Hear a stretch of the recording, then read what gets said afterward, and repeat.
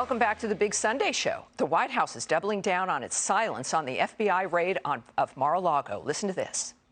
I cannot speak to that. It would be inappropriate for me to speak on that. I cannot absolutely cannot comment. No, I cannot comment on this. It would be inappropriate for any of us, even including the president or anyone in the administration, to comment. Boy, somebody sure told her something. You heard it. You heard it. The press secretary says it would be inappropriate for anyone in the administration to talk about any of this, really. But isn't the vice president still a member of the administration? And that's something that we, I guess, have to be concerned about. Jackie, let me ask you about this. I think you've seen this, but for those who did not, let's watch the vice president actually do exactly what Karine said no one should be doing. Well, as a former prosecutor, I will tell you I don't speak about anybody else's case. But I have full confidence that the Department of Justice will do what the facts and the law require. And any so-called leader who engages in rhetoric that in any way suggests that law enforcement should be exposed to that kind of danger is irresponsible and can result in dangerous activities.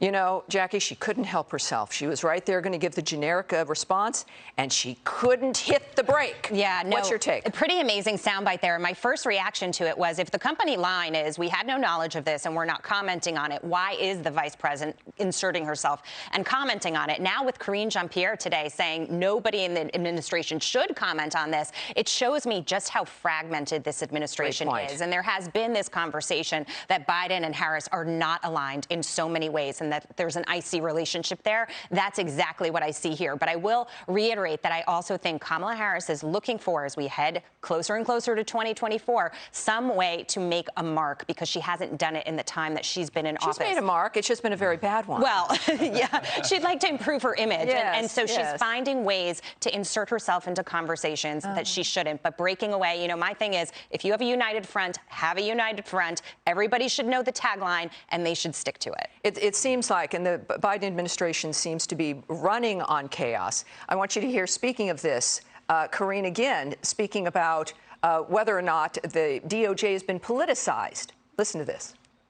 The Department of Justice, when it comes to law enforcement, is independent. This is what we believe, and this is what the president has said. This is not about politicizing anything. That is not true at all. You know, it sounds, Sean, like that in and of itself is a comment reinforcing and supporting the DOJ when they weren't supposed to be really taking positions. What's your take? Well, you're not supposed to talk publicly about it. And by the way, I think that the vice president probably should have gone on vacation like Joe Biden did, so you can't say anything. But I think it's fascinating. They said they haven't been briefed. They had no knowledge of this. Well, if you haven't been briefed, how do you know that it's not political, right?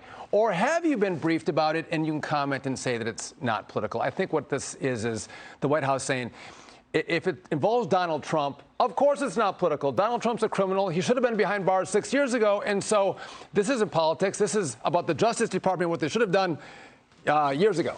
Yeah, Andy, at the same time, you've got clearly, again, immediately former president, possible new opposition to the existing president.